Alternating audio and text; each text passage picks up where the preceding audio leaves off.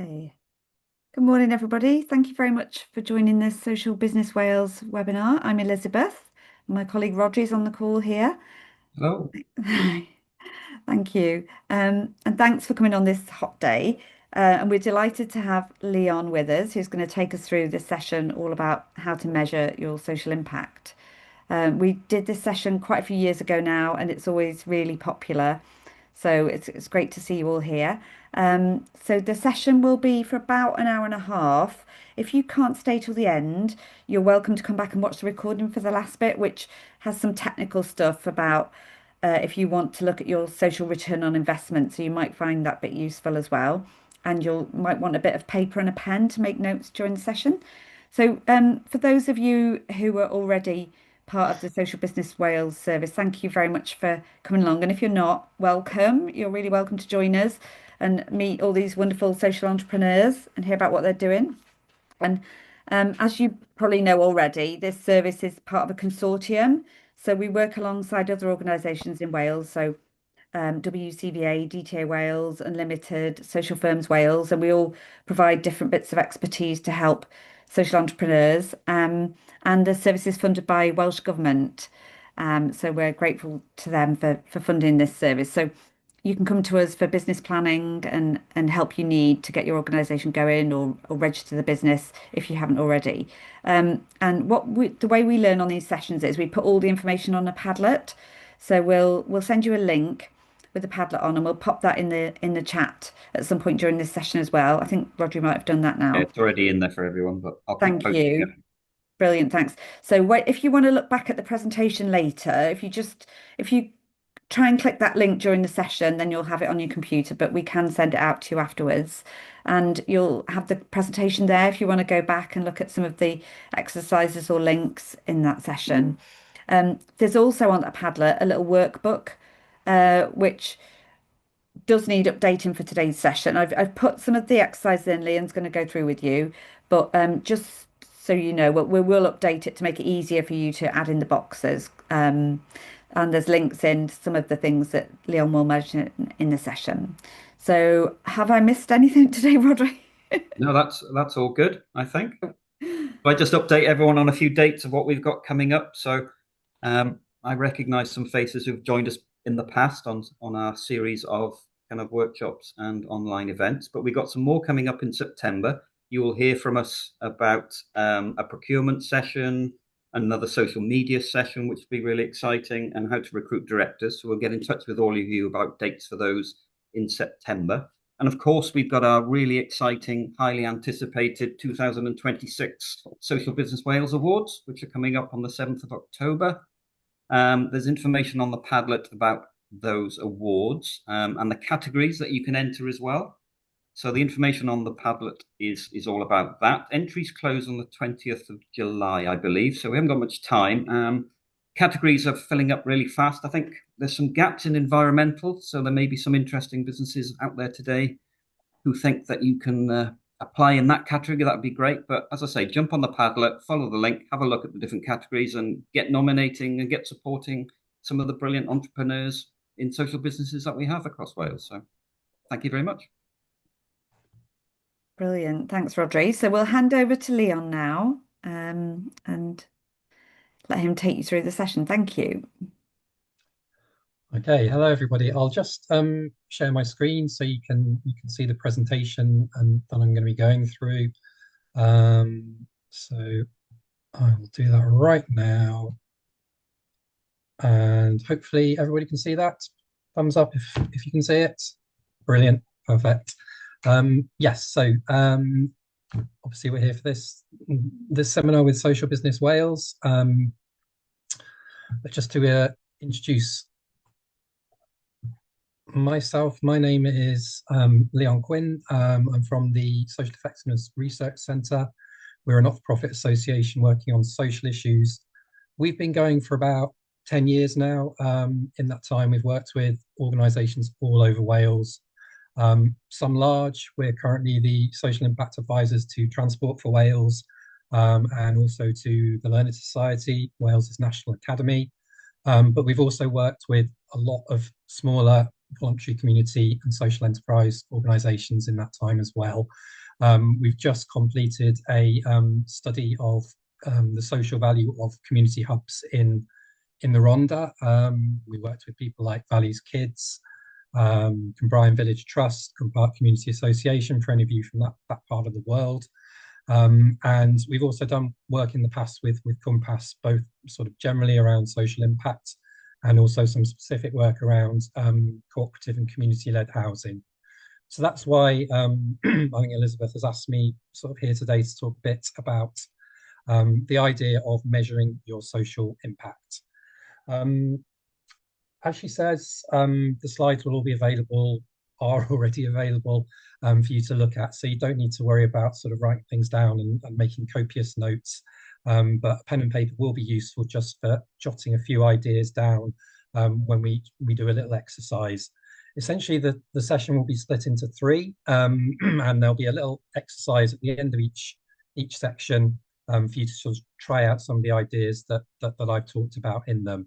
That will also be an opportunity for a comfort break or to get a cold drink or do anything you need to as well. It's all being recorded, so obviously if you can only stay till 12, that's fine. You'll still be able to see the rest of it. I think that's all of it in terms of housekeeping. If you want to ask questions, I want to keep it reasonably informal, so just sort of pop it in the chat and Elizabeth will flag it up to me if there's anything that's not clear as we go along. But at the end of each section and hopefully at the end of the whole thing as well, there'll be a chance just to ask any sort of more general questions you have about social impact and measuring it. A key thing that I would definitely stress around this is you're not on your own with this, trying to work out what the social impact of your work, of your organisation it is. Compass is there to help you. Your local county voluntary council is there to help you as well. We will happily answer any questions you have if you get in touch after the session as well. So this is just an introductory session to kind of go all the way through from the most fundamental basic blocks of demonstrating your social impact to actually being able to put a kind of pounds and pence figure on it at the end. Elizabeth asked me to assume no prior knowledge, so that's what I'll do. But essentially, to start at the very beginning, the purpose of this session is to help you better measure social impact of the work you do or your organisation or a project or work stream within it. Measuring social impact, like much monitoring and evaluation, can sometimes seem difficult, time-consuming, complicated. So this session will concentrate on quick and easy steps for measuring your social impact. And by the end of it, you'll have been introduced to three specific things. The first one is a logic model or theory of change, which you may have come across before. Essentially, this is the story of your project or organization, or even just a typical beneficiary or customer of your organization on a single page. That's one of the basic foundation stones for understanding your social impact. You'll also be introduced to a distance traveled form, which is an essential tool for capturing the extent of the social change that you create. And then finally, we'll put it all together in the final section, put a pounds and pence figure on it, showing the value of those outcomes. If you put all that together, you'll have a social impact case study that you can share with anybody, any audience that might be interested. So there are various definitions of social impact. The top one is one of the key ones in that it refers to measurable and positive changes. The second one sort of expands on that a little bit, and we are looking at significant positive changes that resolve, or at the very least try to address social injustice and challenges. It has to be conscious and deliberate. This is not just a kind of private business type approach where you might accidentally do some good in the pursuit of your profit-making activities. This is a social enterprise focused concept whereby you are, from the very start, as all of your organizations are, trying to do social good at the same time. This then leads into social impact being something that comes out of of businesses making more conscious, more socially valuable decisions. And the quote at the bottom gives a nice little kind of equation, which is worth keeping in your mind, that your social impact is basically the number of people whose lives you change multiplied by how much you change them. That, in a nutshell, is what social impact is. We'll talk about how you take that a step further and you turn it into social value, which is the pounds and pence figure I talked about. But for the moment, that's all you need to know about social impact. Now, there are 4 basic building blocks that you have to have in place in order to create the logic model, the theory of change, the plan on page that I talked about in the first bit just there. For each of these, what I've done is I put the building block, the concept, in the left-hand column. I've put a kind of the standard jargony definition in the middle, and then a sort of more plain language explanation on the right-hand side. So I'll just quickly run through these. And then once we've done through that, we'll move on to the first exercise. So 4 things you need to know about are inputs, activities, outputs, outcomes. Inputs, the technical definition, resources that are put into your work or projects, such as funding, staff or volunteer time, technical resources, and so on. Explanation is not that different, just the money, time, skills, equipment, in-kind support, anything that you've got available for your project or organization to do its work. So to give an example, say your organization is a gardening enterprise. You might be creating community gardens around the place. Your inputs would not just be the funding you got from a funder to run the project, or the sales you got from people to do their gardens for them. It would also be the tools that you need to do that. It will be the time of any volunteers as well as staff that were involved, and it might be the support of other organisations that help you in any way. Next concept, activity. This is a pretty basic one. I think almost everybody here will know what an activity is already without me saying it, but just for the sake of completeness, I will give the definition, which is actions taken through which inputs are mobilized to produce specific outputs. And it's basically what are you doing, plan to do, the inputs and resources you've got. The final 2 concepts are the more complicated ones. A lot of ink has been spilt sort of by academics trying to sort of define the difference between an output and an outcome. Someone once said to me about sort of 10, 15 years ago that the way to tell the difference between an output and an outcome was that if you could imagine submitting an invoice for it, it was probably an output. And if you couldn't, it was an outcome. That's changed slightly in the intervening period, I would say, because of kind of results-based accountability and funders moving towards funding outcomes. So I would give a slightly different sort of working definition instead. So your outputs, your products, services, or facilities that result from your work, your activities. Best way of thinking about it and keeping the distinction clear in your head is to think of your outputs as the results of your activities that you could probably calculate or report on without having to speak to your beneficiaries, to your customers, to the people you work with. Outputs tend to be quantitative, they tend to be sort of numbers, they tend to be easy things to count. So to go back to the community gardens example, if your activities was creating community gardens, your outputs would be things like the number of community gardens you created, the number of volunteers who'd worked on those gardens, the number of people who visited those gardens once they were created.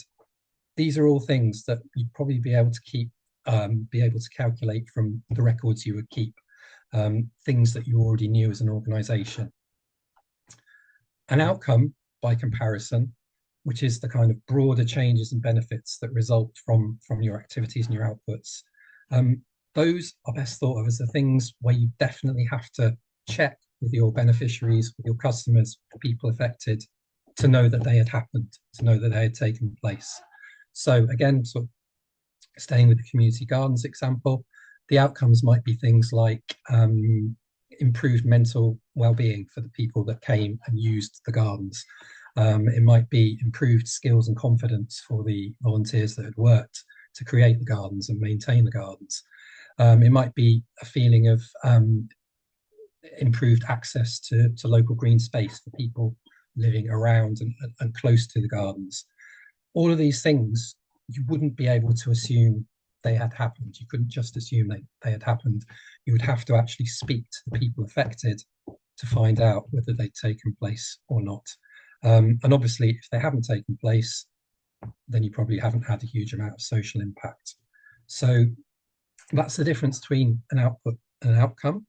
But if you put them all together in a logic model or a theory of change or a plan on a page, whatever you want to call it, this is the kind of thing you get. And this is a real life example of an organisation that we've worked with in Cardiff. It's an organisation for ethnic minority women and their families. And this is one particular project that they ran. So you can see, looking through the columns from left to right, the inputs were a couple of full-time workers. The project was aimed at improving both physical health and mental well-being among the women and their families who were taking part in it. But the other key input was in-kind support from various project partners. The project was reasonably well funded. It had 2 full-time staff. It was able to put on lots of activities because of that. But what really made it stronger was local leisure centres, other charities, other social enterprises were able to provide free activities to add to the activities that the project could put on itself. So as a result, it got on all sorts of things. It got the women cycling, it got them swimming, it got them doing gym sessions. It also helped them go on trips to places, to take cooking lessons. This was done in collaboration with the local university, with Cardiff Met there. And they also put on family play sessions to allow the women to do things while their children were there at the same time. And the outputs this led to were pretty clear. 200 of the women took part in the activities. Another 100 of them took part in activities specifically around their health and engaging with services. 40 of them were trained to be almost peer mentors to help other women and their families to improve their mental health and physical well-being. And then finally, 30 public service providers were engaged by the project. These are the project partners I talked about. And as you can see, for that middle column, that was all things the project could just work out from its records. What it had to ask about were the outcomes. So the number of ethnic minority women who actually improved their health, actually improved their mental well-being. They asked them on kind of various standard scales which measure those things. It's all very well giving people training, but did it actually give them the confidence and skills that they needed to go out and help other people? And again, with the public service providers, yes, they engaged with the project, but did they actually change anything about what they were doing as a result of it? But as you can see from this example, if you follow it from left to right, logically, what you end up is that impact on the right, just that more ethnic minority and women in Cardiff and sort of South Wales got to enjoy an improved quality of life, both physically and mentally. So producing like that is the first thing to understanding what the social impact of your organisation might be. This looks like a theory of change if you've seen it before. Technically, it's a logic model. A logic model basically tends to have more numbers in it, and it always has that inputs column because it's a real big sense check. If you look at the inputs column on the far left, the impact column on the far right, and just make sure there is not a huge disparity between the two. So our first exercise that we're going to do now is just a quick few minutes to see if you could come up with something similar for your organization or your project or your work stream. So you can just take the headings basically from the template. I'll leave it up on the screen for you to have a look at. You can do it for a typical beneficiary or customer of your work. Or if you want to be ambitious, you could do it for a whole project, a whole organization. You can use a real life example, or you can just make up a typical beneficiary or customer if you like. And you can put as many or as few points in each column as you like. But if you're able to do that, what you would have in the end would be a logic model, your whole project or organization or beneficiary journey on a single page that anyone could follow. The next step, which we won't have time for in this seminar, is always to get someone else to look at it who's not familiar with your work and see if it makes sense.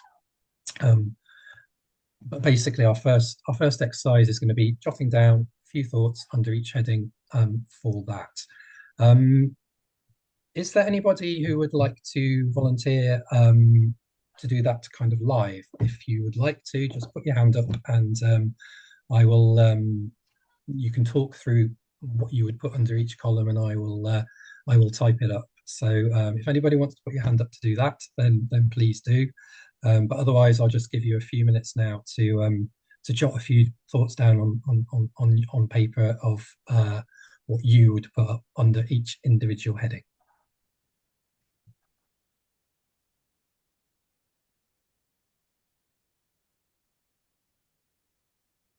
And also, are there any questions about sort of that first part that I've just talked about there?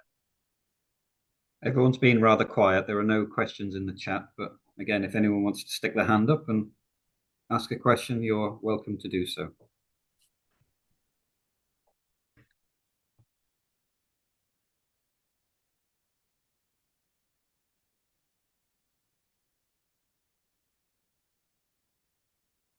Okay, otherwise I'll just give you a few minutes to jot down a few thoughts and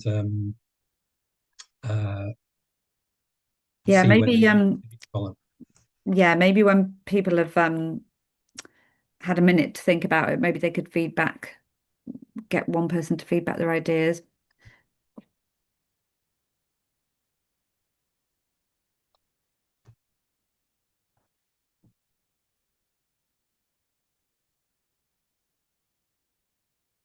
Sorry, if Leon, if somebody hasn't started their business yet, Mhm. um, is there what kind of things would you encourage them to put in if they were just starting from scratch now? I would say that's the very, very best time to do this exercise. What I would do is always work backwards. So what I would do if it was a new business is put the impact in the right-hand column that you want to achieve, and then sort of almost work back through each column one by one um, until you get to that inputs column, and then that will give you an idea of the kind of inputs that would actually be realistic that you would need in order to achieve the social impact you're aiming at. Most of the time, it's done the other way around. People take the inputs. That's the first bit that they aim for, and quite often, because of what they call the missing middle, which is the kind of the outputs and outcomes part, people often jump straight from inputs to activities to impacts. And then quite often the impact can be over ambitious, can be, not quite realistic compared to the inputs. So if you're at the very start of your journey, I would do this exercise, but I would almost fill out the table backwards. And if you do that, you'll find that you'll have a much better idea about the kind of inputs that you need and what is realistic to be able to achieve in terms of the impact that you're aiming at.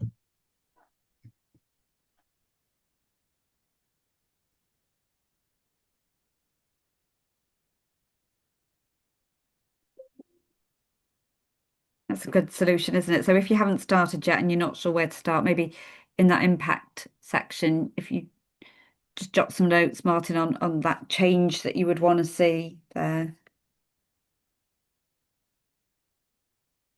And that in the end is the right place to start as well, because that is why we all do what we do, is because we want to achieve that impact, and that's the thing that motivates us in the first place. So it's not just practical, it's also kind of sort of ethically, it's the way it should be, starting with what you're trying to do and then working out the how rather than the other way around.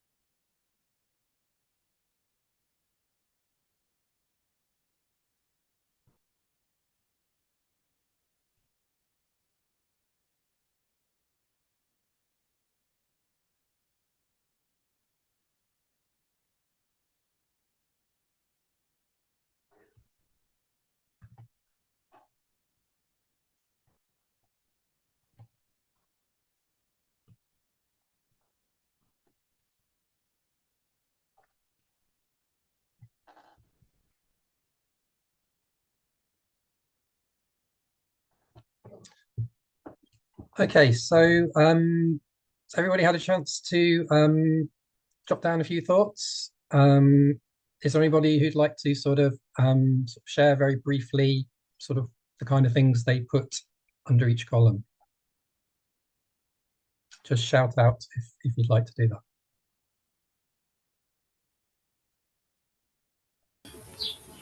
Yeah, I've done about my camp. So I run a week-long camp every summer. Mm-hmm, And I break the week down into two sessions, 3 night and a 4 night. mm-hmm, So my impact would be the families for themselves. There's no grant funding in place. I have volunteers. I have lots and lots of equipment from a traditional TP tent to hammocks and things like that. I have activity providers that come on that offer me a reduced rate, and some activity providers that provide free sessions for me as well. mm-hmm. So the activities are we play bubbles and giant bubbles and games in the morning. We have yoga, meditation, and lots of free play for the children as well. So that would be the activities. And then the output, I've got 36 families booked on this summer. And over that week, we'll probably do about 35 activities. The outcome and impacts is quite hard. I'm struggling to differentiate. So for me, the outcome of we put harass fencing where there's gaps in the fencing, because we have a lot of flight risk children. So really providing a safe and secure environment for them, for these flight risk children, improved well-being, friendships, freedom, and also the joy of watching your children play as well for adults, for parents. Impacts, families feeling safe, feeling accepted because we're all in it together. There's no judgment. Rested and recharged to carry on with the caring roles, and feeling connected with others. Have I got those two mixed up, Leon? No, that's perfect. Okay. In terms of inputs, you talked about not just where the money or the funding might come from, but also the help you get from everybody else. Yeah. The activities very clear. The outputs, like you say, it's generally about the numbers that you work with, numbers of families, and so on. The outcomes, it's about creating that safe space, improving people's well-being, and then the kind of the impacts. The really big thing at the end, which you can kind of only measure through the outcomes, is that kind of being recharged. Yeah. That being able to go back to the rest of their lives, and feel they can carry on. Yeah. That's a huge thing to give to somebody. With the kind of child that you're working with. So, yeah, I mean that's a textbook example you just described there, and essentially you could put that all on the page, and if somebody else read it, they would know exactly what you were trying to do and what the social impact was that you were trying to achieve. So, yeah, that's really great. Thank you for sharing that. Thank you, Leon. Like I say, if anybody else wants to share any questions about sort of what they jotted down or anything like that, then put them in the chat or just get in touch with us afterwards. But I will probably move on to the next of the two sections now, if that's okay, as we kind of build towards eventually doing a full social value case study. So if I go back into my screen, part two is going to be about sort of approaches you can take to measuring your social impact. Obviously, there's a huge academic literature about all of this out there, but as I'm going to focus just on the quickest and the easiest parts today, I will kind of simplify it as much as I can. Essentially, there are two main approaches to measuring social impact that you can use. The first one is comparison-based, comparing the outcomes of your customers or your beneficiaries to another group of people who aren't your customers or beneficiaries or were never intended to be. So comparing the two groups and seeing what the difference is. The other alternative is theory-based, where you compare the outcomes that your beneficiaries, your customers achieve to a theory of change or a logic model that ideally you'll have produced at the start of the project, explaining how it was expected to work. Now, comparison-based approaches, you've probably heard about these in kind of sort of medical settings or scientific settings, terms like randomized control trial, where you literally get a group of one people and compare them with another group. They are considered the gold standard in that kind of sector. However, in our sector, in the voluntary community social enterprise sector, they're rarely used. And it's for two reasons, really. The first one is ethical. It's very, very rare for it to be ethical for you to, Jan, say, withhold your camp from half of the parents that come to you in order just to make a comparison of what the difference is.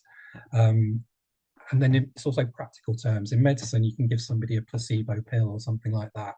It's very, very hard to give somebody a placebo service, a service that they think is real from you, but actually isn't. So for those kind of two practical reasons, comparison-based approaches are rarely used. The main method instead, the most common one for measuring social impact, is theory-based approach. Comparing what actually happened to a theory of change or logic model or plan on the page like we've just looked at. Now, to do this theory-based evaluation, there's lots of different ways again, but just concentrating on the quickest and the easiest. What you want is one that collects both quantitative and qualitative data. So quantitative data in a nutshell, counting stuff. Qualitative data in a nutshell, speaking to people, finding out stuff from them. You want something that can be used with a theory of change or a logic model.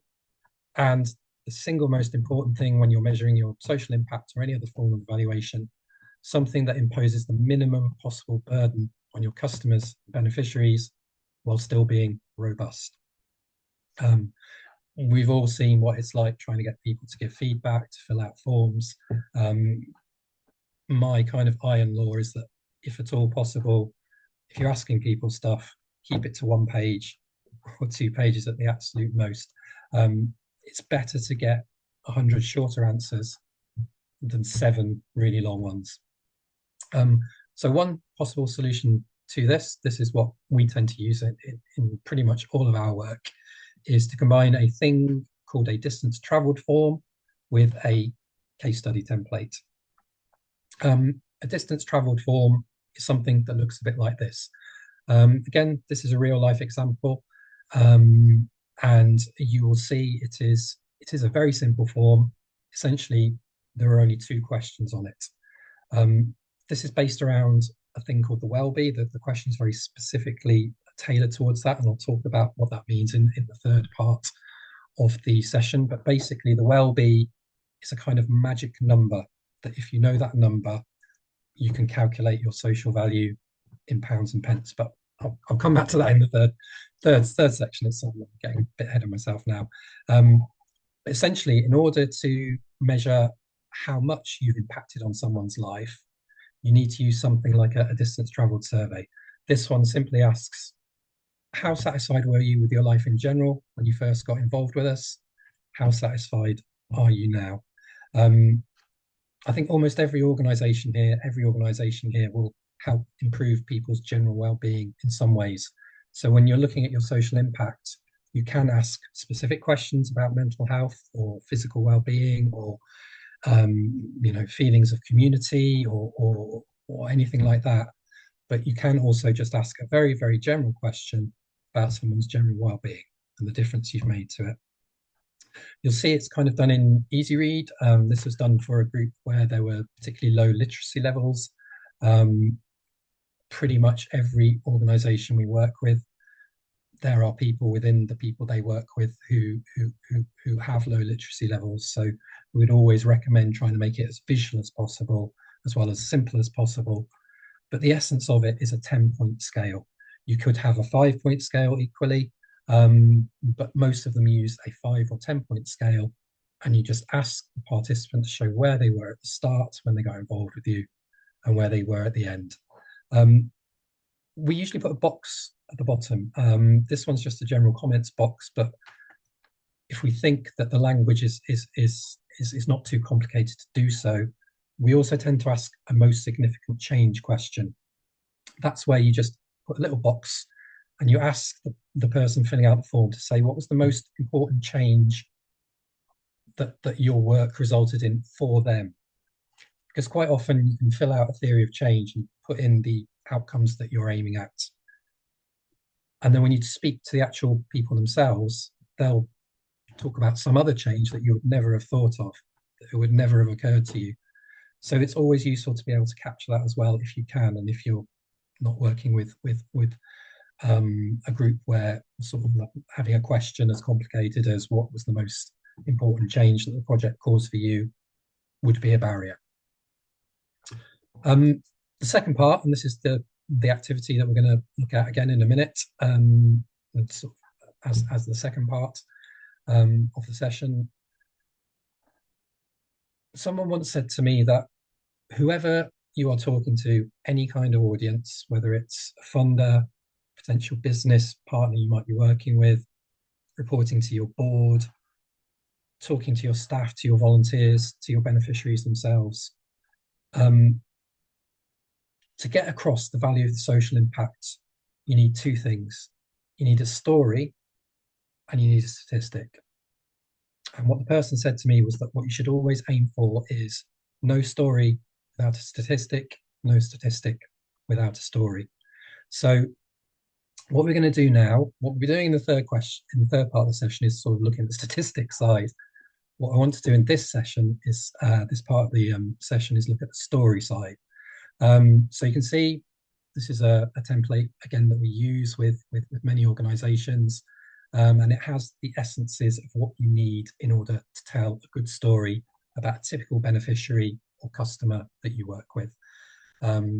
First thing you need is some basic details about them, you know, gender, age, any kind of disability or illness, just something to be able to give a little introduction about them. These details can and should be changed if there's any way that's going to identify people. And whenever we do case studies, if there's any doubt, we'll do things like change genders or leave out the specific illness that they've got, because we don't want people being recognised unless they've given their permissions to do so. And then in terms of the story itself, there's always three key elements. The first is, what was the person like when they first came to you? What was going on in their life? How were they? The second part is always, what did your organisation then do? It's also important to add into that part of the story, did any other organisations work with them? Did they get any help from anywhere else? That will come important for the figure calculation in the third part.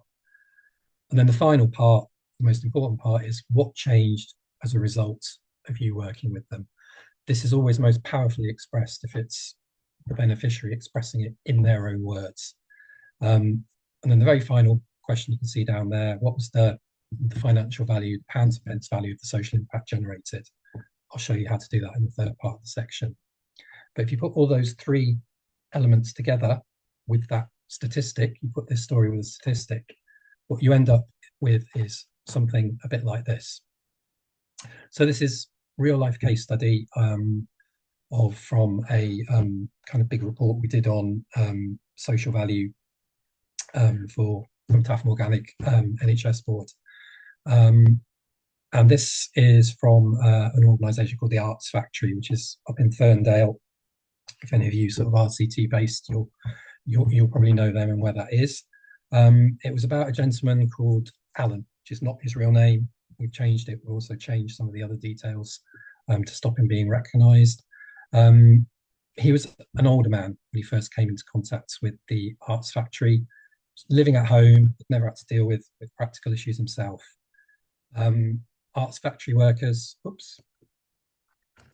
to know him, and they found that he was basically struggling with his mental health. He was struggling to fit in with the local community. They began supporting him, but while they were doing so, all of a sudden, his dad died. And his dad had done everything for him beforehand. So suddenly, Alan needed to work out how to claim his benefits himself. He also had to move house because the bedroom tax being what it was, he couldn't afford to stay where he was living. On his own, he was even struggling to organise the funeral. And all of this grew together and basically left him in a really, really, really bad place. But because he was in touch with the Arts Factory, they were able to help him. They helped him with his benefits. They helped him find a different plat. They helped him with the debt issues that had built up while he was in his phase of not being able to cope. They even helped him access some bereavement counselling and start to deal with the loss of his parents. And then they provided him with food parcels and other things and just got him starting to manage his budgets. And because they were there as a social enterprise to be able to help him in all those ways, he was able to overcome some of those problems, get through that bit, keep coming to the Arts Factory, regular volunteer there, and he's now improving his skills, improving his confidence, and hoping to get work one day. Now, the price of the Arts Factory supporting him for the year that he needed that support was almost £1,000. I'll explain this a bit more in detail in the third section, but there are two main types of social value that an organisation can generate. First is exchequer value, so savings to the state, to the NHS, to the local authority, to Welsh government, sometimes even UK national government. Those kind of hard costs that you can identify from things like preventing somebody from being hospitalised for mental health issues. If you worked with young carers, it would be costs around keeping people out of care.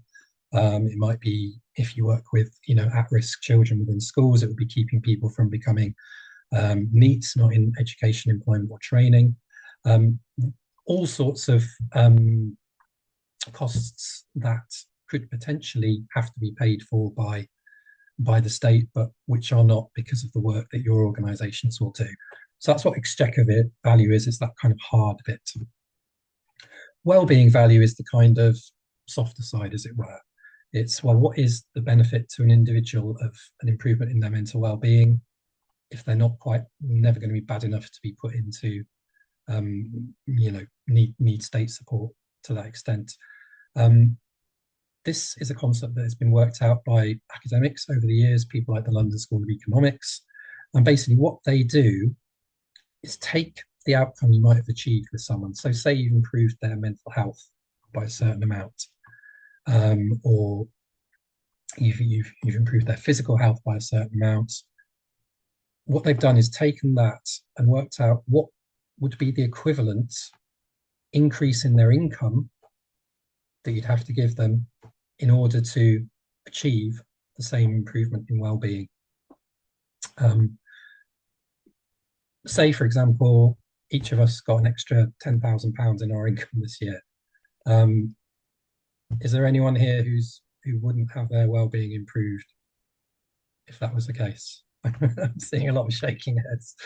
That, in a nutshell, is how they've worked it out. And they've worked out that, well, if you have a 10% increase in your general well-being, then roughly that's equivalent to a £10,000 increase in your income, up to a certain ceiling. It's interesting. Once you get to a certain amount of income, then you don't get any happier, no matter how much more you have. So, Elizabeth, you've got your hand up. Yes, sorry. Could you just speak a tiny bit louder? Somebody's just asked, please. Thanks. Yeah, sorry. I think a dry day is drying out my throat. Thank you. I'll have a gulp of water. Okay, that should be better. Anyway, so long story short, all of the outcomes that the Arts Factory achieved for Alan, what we found was that the exchequer value that they created was over £3,500, and the wellbeing value was over £12,000. So even sort of taking into account what the work of other organisations had done and other support, even then the combined sort of social value created was almost £12,000, which in maths terms equated to a net value ratio of 12.24 to 1. In other words, for every pound invested, the Arts Factory generated, in Alan's case, £12.24 of social value, which is a big amount. It's the kind of amount you only tend to get when you're talking about one individual case, a case study of an individual beneficiary. If you're talking about a project or a program as a whole, it would generally be a lower amount. But I think the key thing to sort of take away from all of this is that if the Arts Factory had gone to someone and said, yeah, we did a a social impact case study, and we found that for that person, every pound invested led to £12.24 as social value. That would have an impact, but not as much of an impact as if you also tell Alan's story at the same time, and people can understand not just what the pounds and pence figure is that you've produced, but why, and crucially how, your organisation and your work made that possible. So that's why you always need the two elements. What we always find as well is that the bit that people remember tends not to be the statistic. They remember that there is a statistic and that it generated value, but people can rarely remember the exact statistic. What they do remember is the story. And that's what they sort of tell to other people, say if they're a commissioner and they want to fund you, but they kind of need a bit of a reason, a justification for doing so. The number helps. The number will get them a hearing from somebody else. But the story is what people will remember and pass on. Okay, and I can see someone's got their hand up. Yeah, Leon, just me. Just wanted to back that up with an example, really. So I live near a social enterprise that has a lot of advertising outside their building. And one of the big things that they plaster all over their advertising outside is we've created X amount of social value and it's worth this much. But as you say, it means nothing unless there's a story behind it. And when you go inside, there are case studies and stories about how that social business has actually changed people's lives. But from the outside, you're just faced with some statistics, and that doesn't really create that emotional connection. Yeah, definitely. No, I can second that. And yeah, sometimes it will get somebody listening, it will get somebody interested when you talk about the statistic. But then, yeah, you have to have a story to tell them as well. I would also say, whenever I've talked about statistic, the first question that everyone always asks is, oh, okay, and how did you work that out then? And you have to have an answer to that, which I'll talk about in the third section of the session. But essentially, we're now at sort of the second pause, the second exercise, which is again where you sort of take a bit of paper and just jot down a few ideas, thoughts, bullet points under the headings. I'll put the template back up on screen for you to see.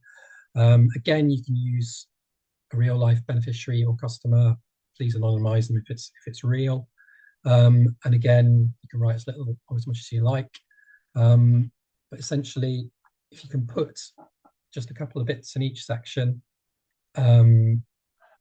relating to each question, obviously ignore the final question about what was the value of the social impact generated at this point, because we haven't worked that out yet.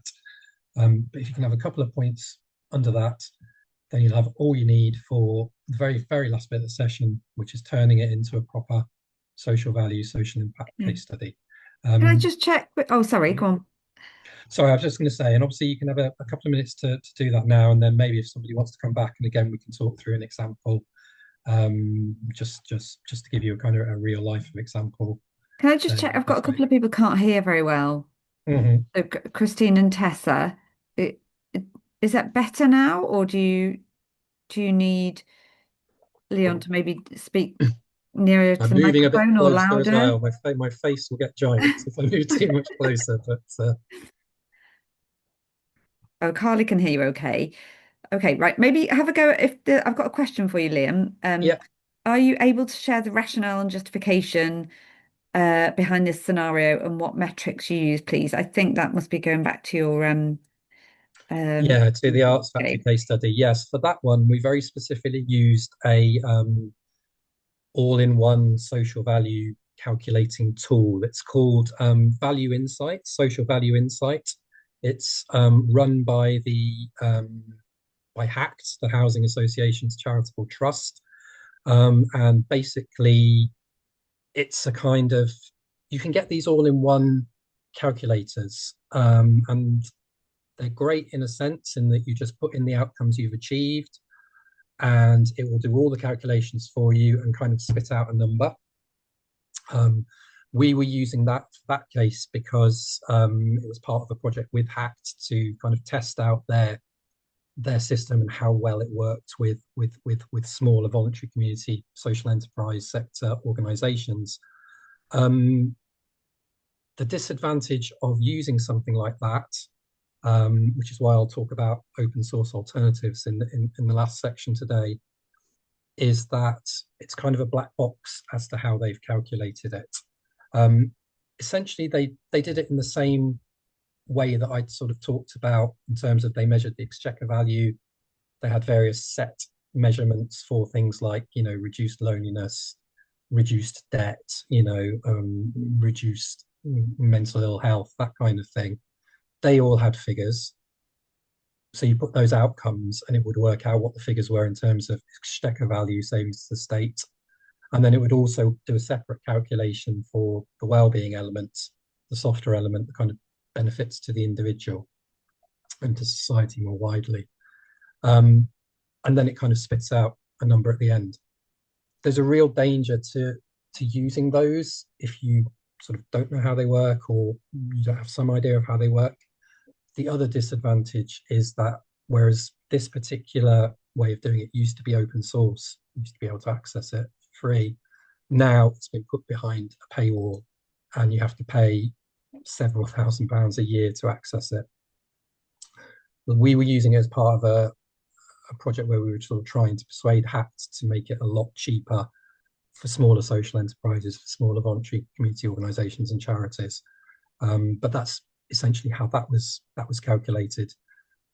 The short answer, if you use something like that, is if someone asks you how is it calculated, say we used HAT's social value insight tool, and anybody who knows anything about it will say, okay, well, yeah, we know that that's robust. We know that's based on huge amounts of academic evidence.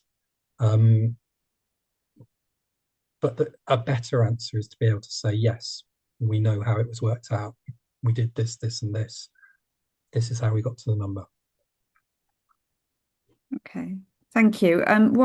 Just a couple of people have said it's better, they can hear better when you speak close to the microphone, and someone else has said, is it possible that your microphone setting needs to be increased? But what I've done in the meantime is put captions on. I hope that's okay for everyone, just in case you can't hear.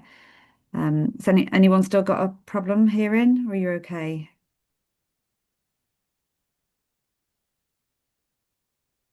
Okay, seems to be okay. Thanks a lot. Cheers.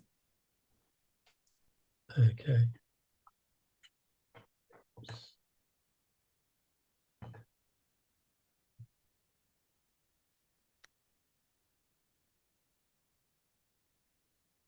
So have we got all of the links you've mentioned, Liam, are in your presentation, aren't they?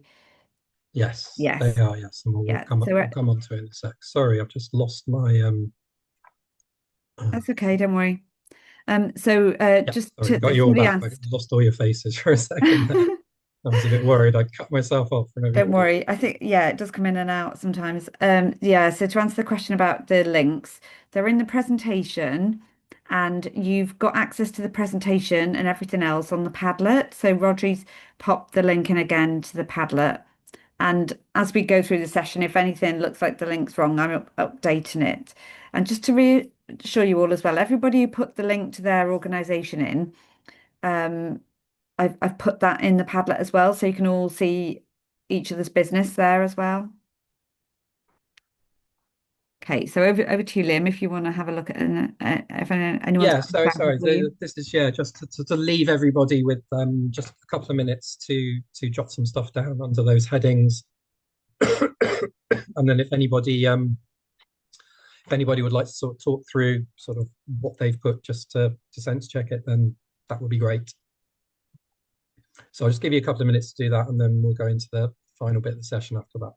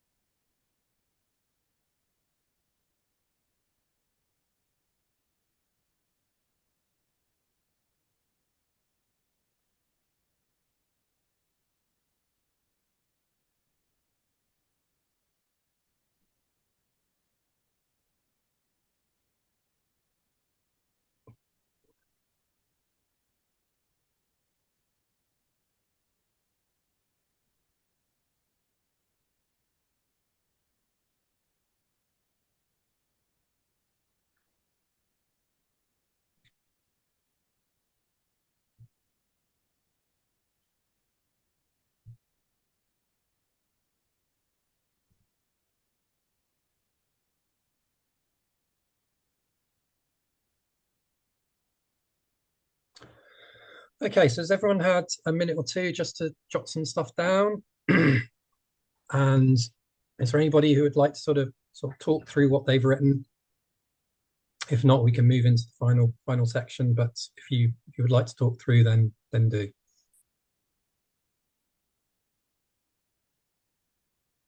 I'm happy to share an example, Leon. Okay, great. Thanks, Carly.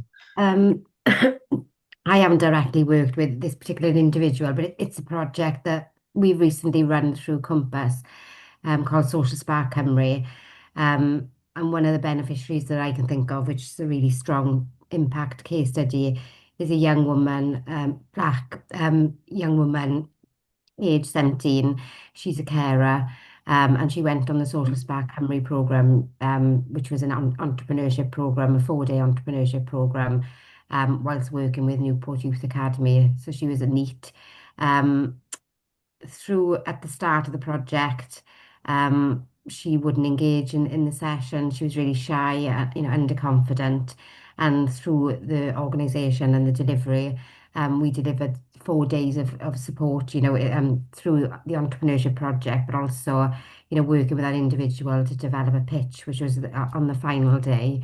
And at the end of the programme, she pitched her business idea, which was based on her own lived experience of being a carer. Um, and as a result, she then moved on to access further support through the Social Business Wales project. And she was seeking funding to start up her business. And at the start of that, that was somebody who probably, there was like third party feedback saying from the host organisation, the Youth Academy, saying that this individual, they didn't think she would speak in sessions. Hmm. Um, so that's probably a good example of somebody and the distance travelled through our intervention. Yeah, and I'm sure as well, if you sat down with her and got her to fill out a form a bit like the one we talked about earlier, she Yeah. probably would have moved forward along that scale. We actually did distance travel tracking, so at the start and the end. Mhm, She at the end she actually did a audio feedback. So she didn't want mhm. photos taken, but she did an audio, just over a minute, talking about what she got out of the program and the value added for her individually. Which we wouldn't have expected it on session one. So yeah, it just shows confidence raised. Kind of ability to speak in public, team working, all of those kind of key essential skills for employment. So yeah, that's a nice social impact case study. No, that sounds Thank you. perfect, and that's the kind of story that people will remember long after they've forgotten the statistics. So yeah, no, thank you for sharing that. That's really helpful. Um, There's um there's another example in the chat there. I don't know if you can see that, Leon. Um, from Jo from Role Play Lane. She's popped in examples of the 4 points there. Can you see okay, those? yeah. Yes, I can see those.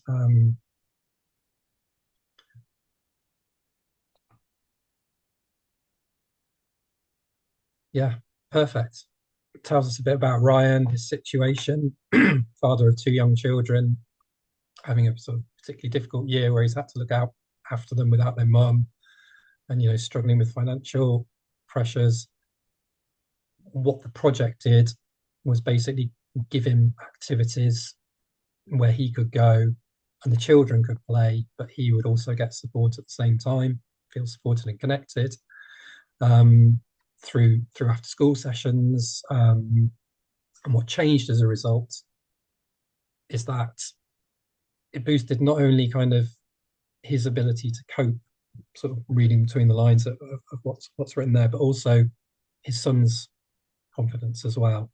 Um, so yeah, and there's a perfect quote from him saying that it became more than just a morning out, but somewhere where he felt valued and where he felt supported.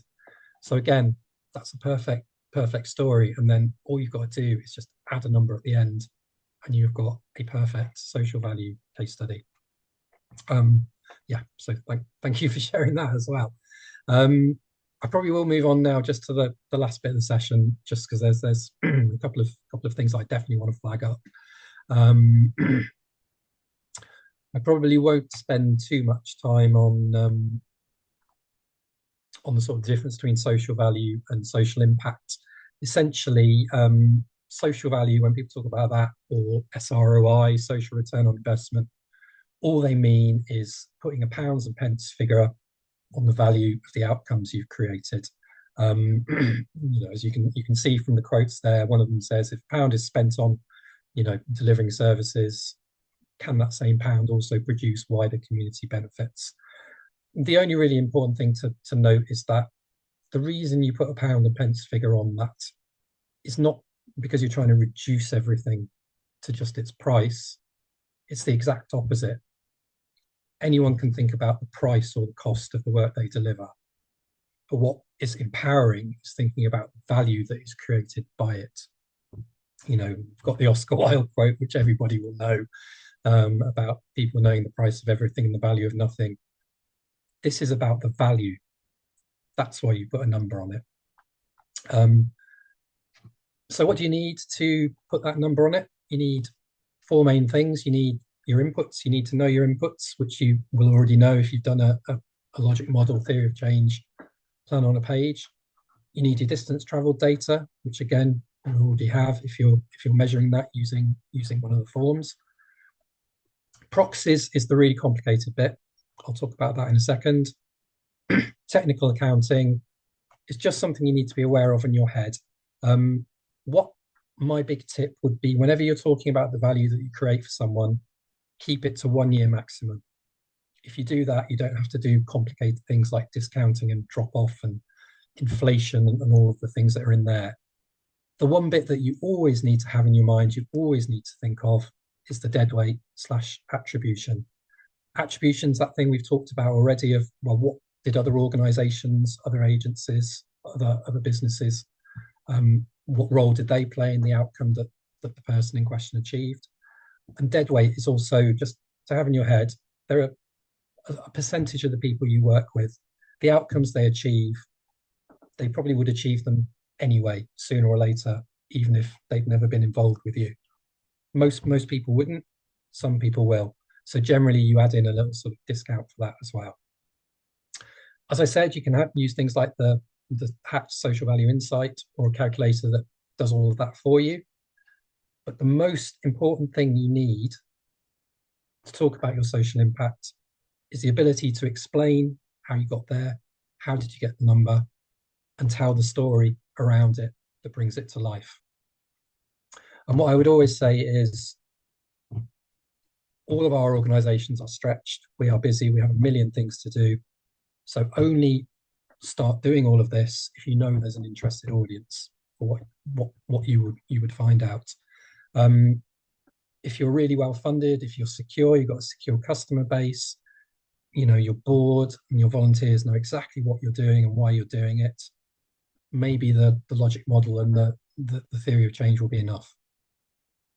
At the same time, what we found is that it can also be very empowering giving people a figure.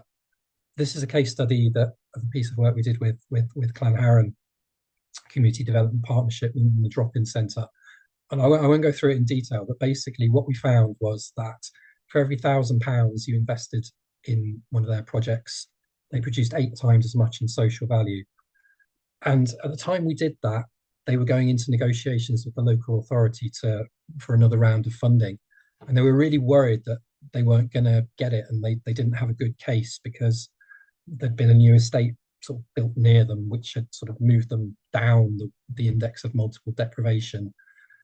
And they just felt they didn't have quite a strong case.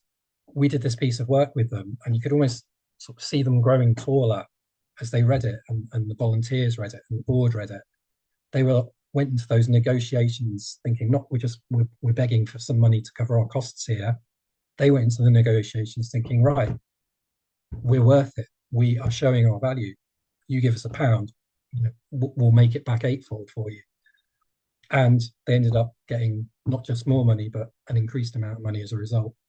So it is about empowering people to understand value rather than reducing the value of what they do to just the cost or price.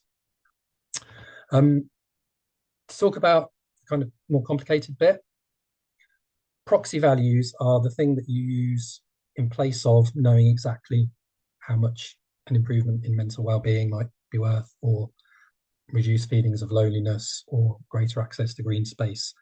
There are various sources to that.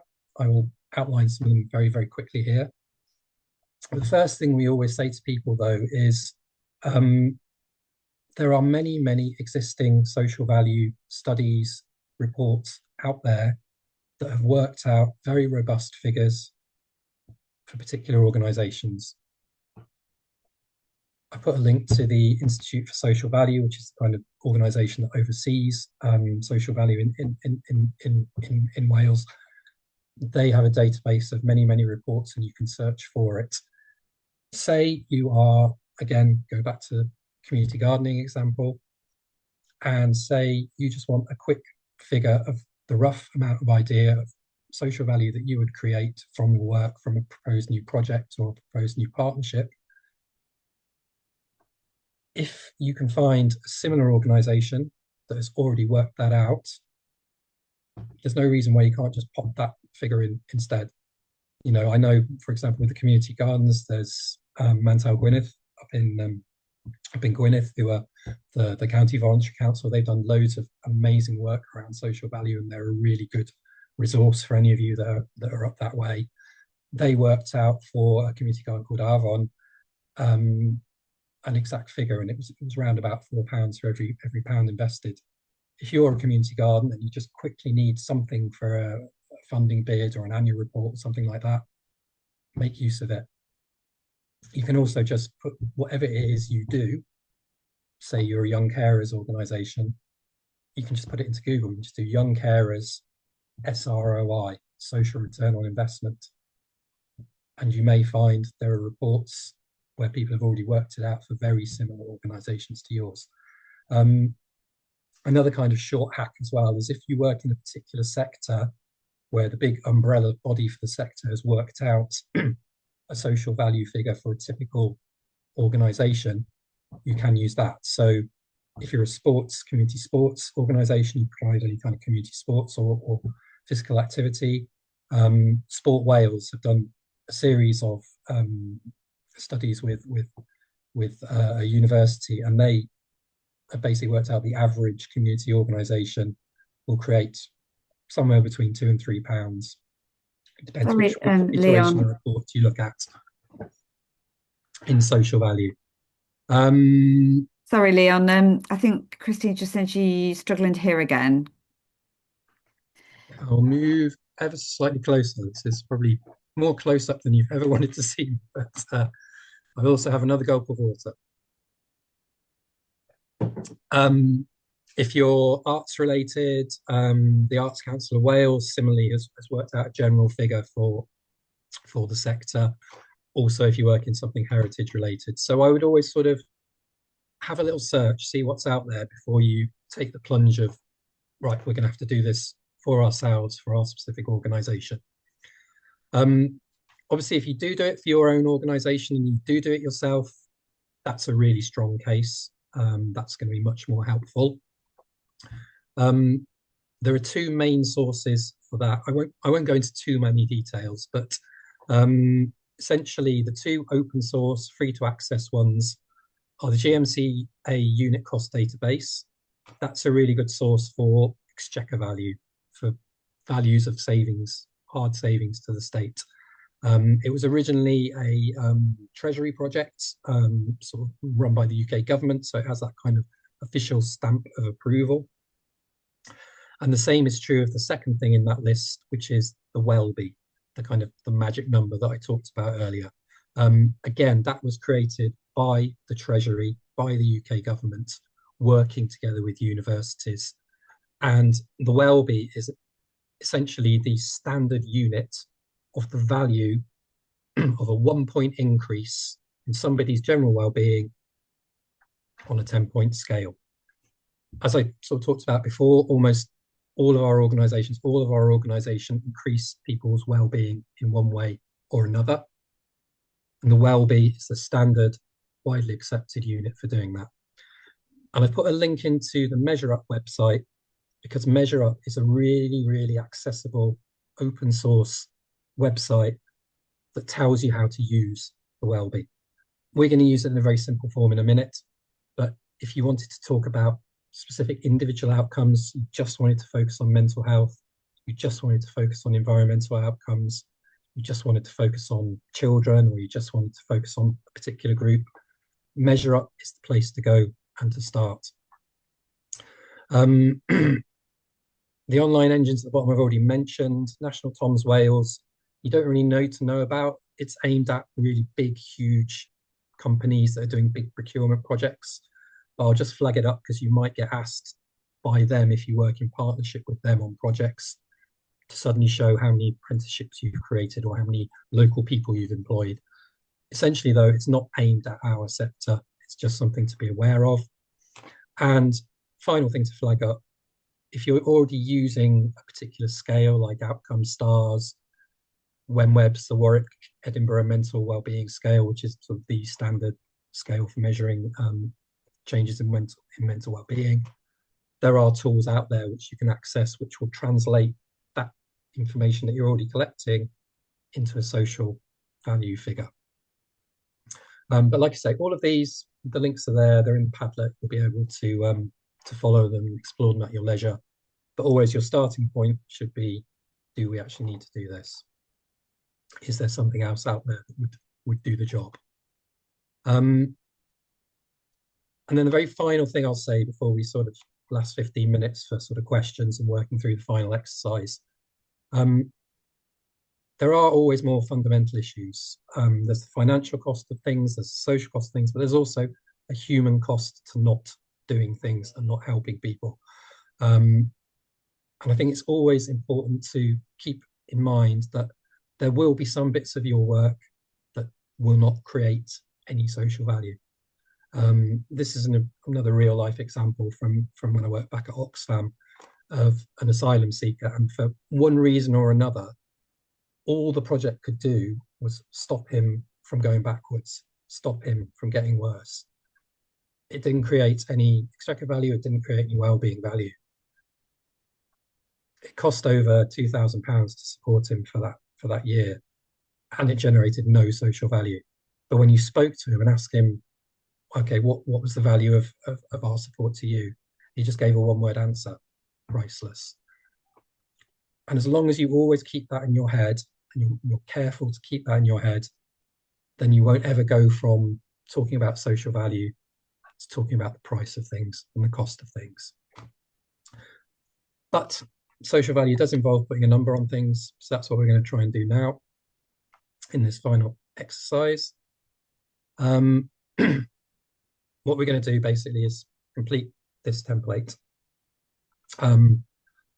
You might need your computer's calculator or your phone's calculator, but we'll keep it as simple as possible. To work out a Wellbe-based social value figure, these are the 4 steps you need to take.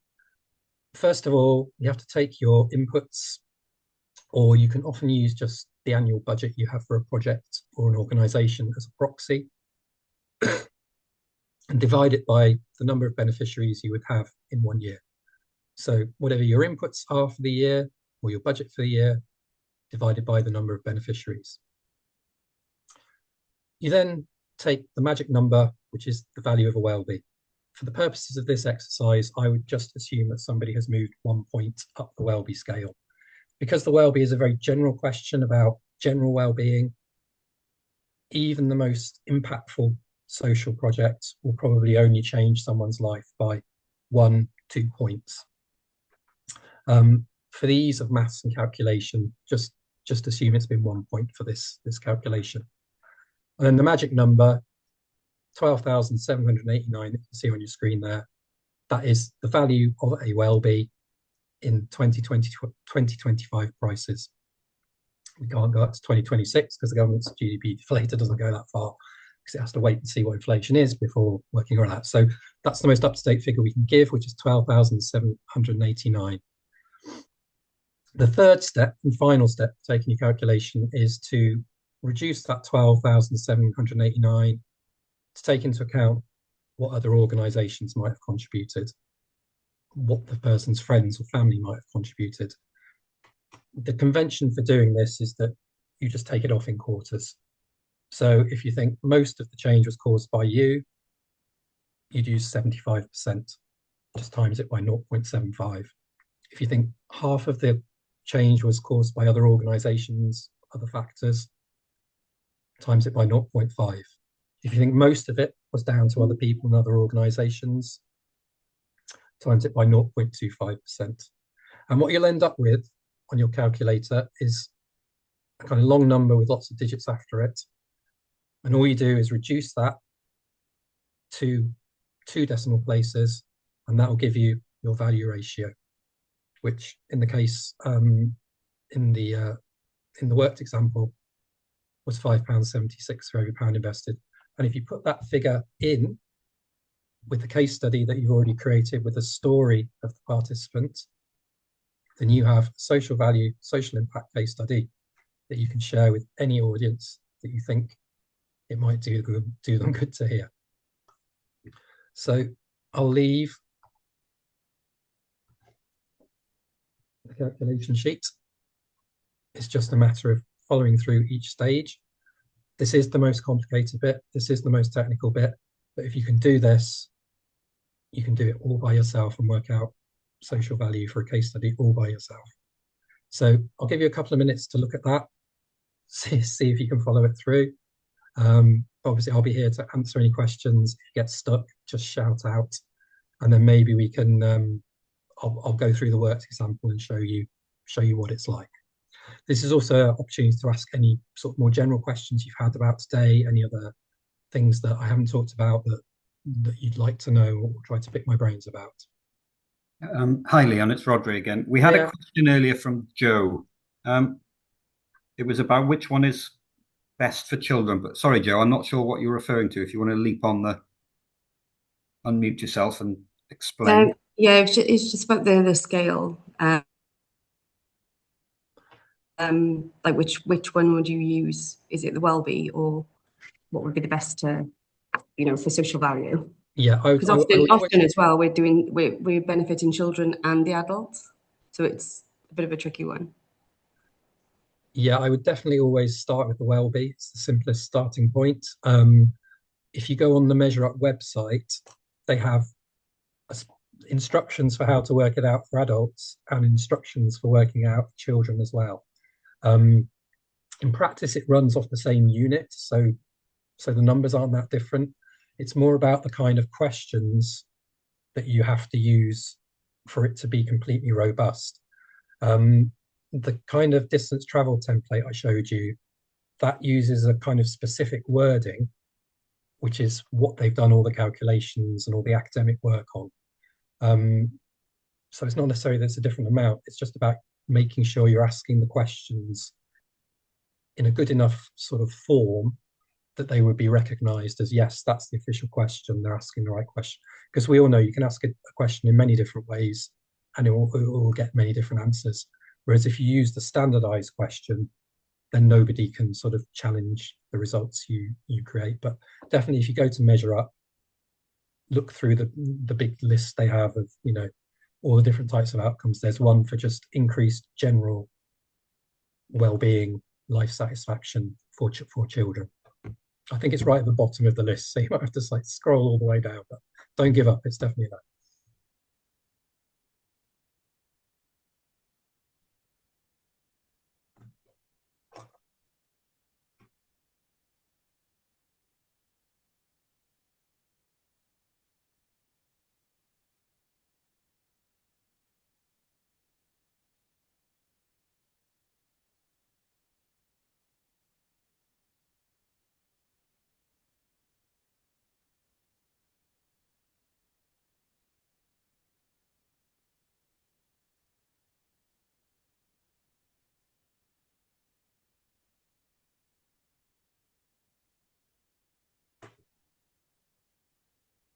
Joe, hand up. Do you want to add something else? Sorry, me again. It's a bit noisy because my dad's in the garden. So sorry.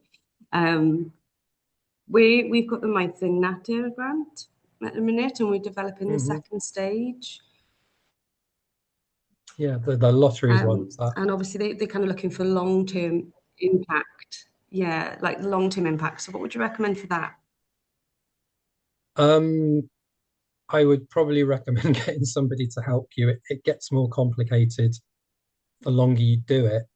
The amounts of social impact you create over 5 years or 10 years can be really, really high. Almost sort of too high for people to get their heads around. So I would be careful about that. There's a thing called the SROI handbook, Social Return on Investment handbook, or a guide to social return on investment. If you go onto the Institute for Social Value website, and you go into kind of the resources bit, you'll see it and you can download it. That has kind of step-by-step instructions for calculating impact over a number of years, and a big sort of very fancy version of the calculation sheet you can see in front of you. So the resources are there, but I would just caution it's complicated. Like I went on sort of training course to learn how to do it. There's no reason why anybody can't just work out and do it. But as soon as you start trying to say our social impact over 5 years or 3 years will be X, it becomes exponentially more complicated than just leaving it to 1 year. And in a sense, if you say to them, we think we will create X amount of social value per year, rather than X amount of value over 3 years, you'll save yourself a lot of trouble. It will be a smaller amount because it does kind of compound to a certain extent. But usually any kind of figure in a funding application is going to make you stand out compared to all of the other funding applications. So, I wouldn't necessarily worry about getting the perfect figure. Yeah. Just a reasonable approximation of what you will generate each year is something you could probably work out yourself. Anything more than that, go to the Institute for Social Value website would be my advice. Yeah. What was it that you said? Sorry, would you mind putting that into the chat just so I can? Yeah, sure. Yeah. Thank you.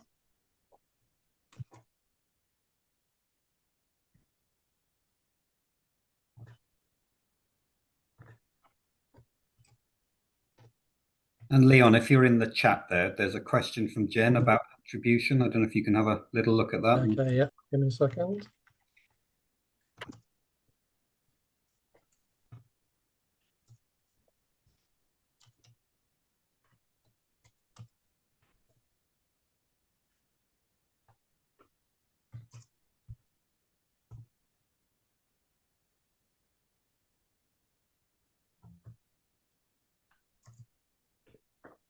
All right, let me see.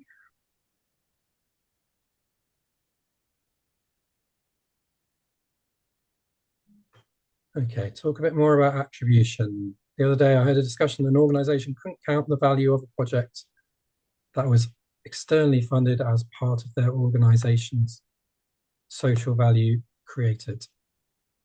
The attribution argument was one that the funder would be the one that the social value belonged to, as they had effectively bought it by funding the project.